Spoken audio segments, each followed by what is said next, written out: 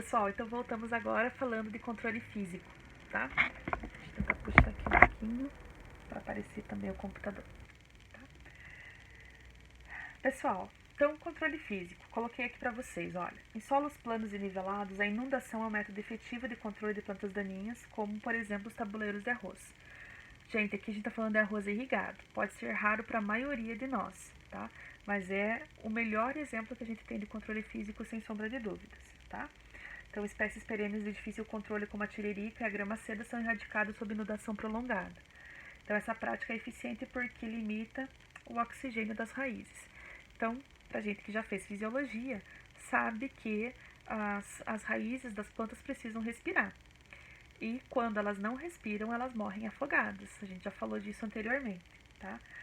Existem exceções a essa regra? Existem todas as plantas que vão lançar um sistema fora do solo para buscar esse oxigênio. E o arroz irrigado é o principal exemplo disso, tá? Então é por isso que, sobre sistema de inundação, o arroz irrigado vai super bem e as plantas daninhas vão super mal, tá? Ou a maior parte delas.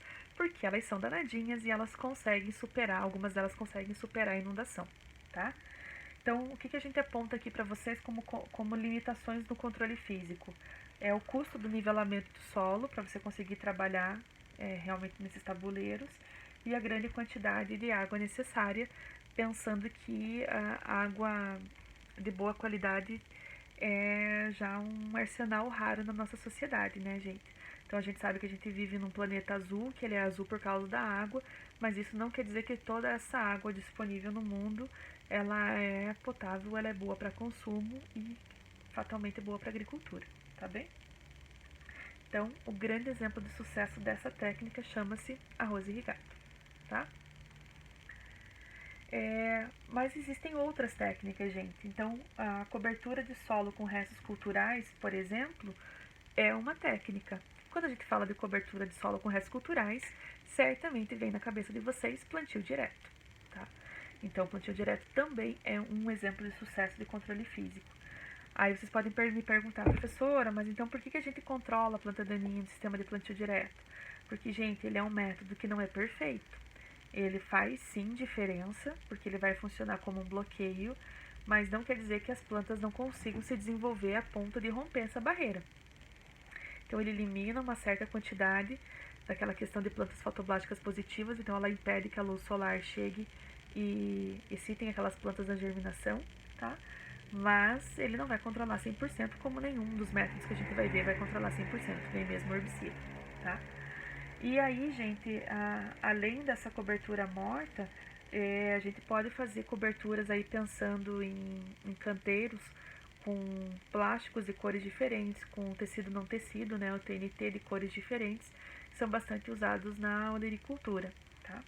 Então elas podem ter um efeito bem bacana e é muito utilizado na agricultura, em parte de cultivos, né, não na agricultura como um todo, tá? E aqui, gente, eu tô colocando para vocês, por exemplo, o uso de lança-chamas. Aí vocês podem dizer, nossa, professora, que loucura! Nossa, mas fazer queimada na agricultura é uma sacanagem. Sim, gente. Como eu falei para vocês, todas as técnicas têm prós e têm contras.